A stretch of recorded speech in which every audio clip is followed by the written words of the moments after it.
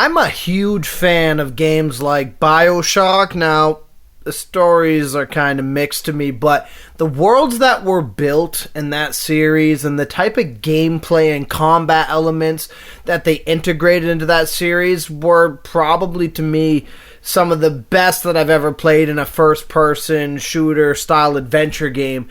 And when I was watching throughout the years Atomic Heart being talked about and even being compared to Bioshock, I was definitely getting excited because I loved this idea of a dystopian future set in like an alternate universe type thing.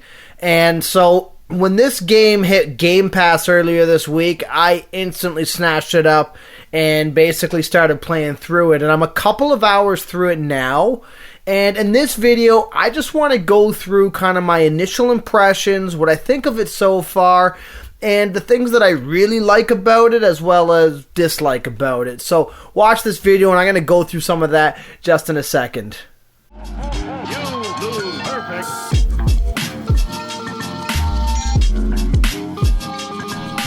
To start, the game is set in like an alternate universe, Soviet Union in the 1950s, where they've built some sort of technological advancements that no one else has discovered, and as a result, the Soviet Union has a monopoly on a lot of things in the world due to their power with their robots. The actual setting and the story, as far as I'm concerned, I like this sort of stuff. I was a huge fan of the Wolfenstein games and Bioshock Infinite and all that sort of cool stuff that took kind of general historic elements and made a what-if scenario for them. So for me, I like the way this is set up and the way the game starts off here. I also want to highlight the visuals in this game. They look really good. So they look really crisp for the most part. The lighting, the character design, a lot of the stuff for this game I thought looked really, really nice. And overall, there's some really nice looking set pieces that you see as you're going around from the short playtime that I've gone through here so far. One of the things that kind of stuck out to me at first is the combat. It felt a little slow, I guess, and I understand your first weapon's a fire axe, but just felt like it took a little bit of getting used to so far. I'm still kind of trying to figure out kind of the best way to approach certain enemies, and I'm slowly getting to a point now where I'm figuring out how to make ammo, so I think the shotgun's probably going to be my main for the duration of this playthrough. And I do like, and I noticed a couple different times as enemies have gotten up close to me, if like I shoot them with my shotgun, for example, parts of the robots become disfigured, and if you're using your fire axe, you can dismember the robots, which I think looks cool. I like beating the robots up and seeing how they end up falling apart there. And I've kind of only briefly got into it, because keep in mind, I've only played the first couple hours now, but I'm seeing and starting to understand the progression trees, or the RPG progression stuff for this. And so you use, like, I believe it's called Neuroplast or something. I might have that completely wrong. But basically, you use that to upgrade different elements to your character, which I like. I also like that, so Bioshock had the plasmids, and this one you have a glove, and the glove can do certain things like freeze or electroshock, and well, that's really all I have unlocked at this point. And you can upgrade those more specifically, so you can get stronger electrocution abilities and stuff like that. So I'm just slowly kind of playing with that, and so far the combat's starting to make sense to me, and the glove portion is starting to be a little bit more clear to me as well, which I like. I also kind of like that they didn't do a switch out system. So what I mean is, in Bioshock, you kind of had to switch your hand from gun to your plasmids. In this, you basically just tap Y and your ability works. I think it's a little bit more simpler and streamlined this way. You can also use that glove for other things, and again, this has been a little bit of a learning curve, but instead of opening shelves, your glove has almost like a gravitational pull, so you can pull shelves open, and it actually looks kind of cool when you see papers flying through there and that sort of stuff.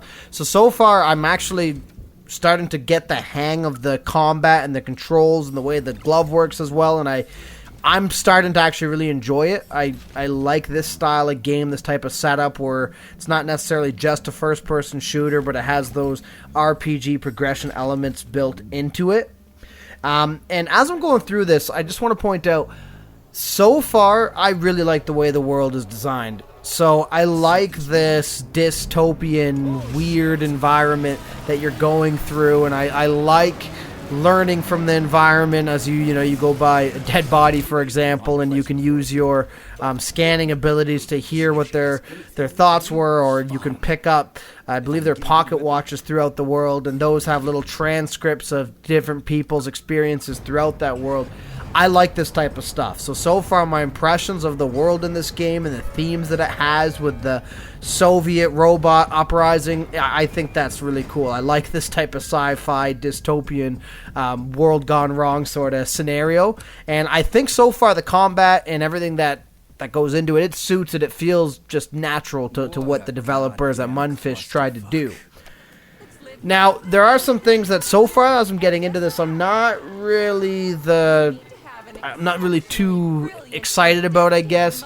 The story itself, I was following this game throughout development, but probably not as deeply as some others, and I don't know if this was kind of alluded to during development or not, but I guess I wasn't expecting the story to be as cheesy as it is so far. It just seems kind of, I don't know how to say it, like it just doesn't seem well thought out so far. It's like a scientist gone mad sort of scenario, and a traitor to the Soviet Union who's tried to basically put the robots against everybody. I guess it works for the purpose of what we're doing, but the way it's even presented just seems kind of corny, and the characters seem kind of flat so far. And the pacing so far seems a little off. What I mean by that is I feel like the game's kind of throwing you into set pieces randomly. Like there was one scene where one of these big like robotic worms throw you into the floor, then all of a sudden there's a boss fight that follows that. I don't know why, it just kind of felt out of place for the context of what you were doing at that point in the game. And so far that seems to be a reoccurring thing so far. It's not killing the game for me by any measure. Like I am excited to beat the game, but it just, some parts just feel kind of off that way. And the last thing, and this is probably my biggest complaint so far about this game, the main character of this game, he sucks. I don't really enjoy him. He's not funny. The game's kind of trying really hard to make him seem cool.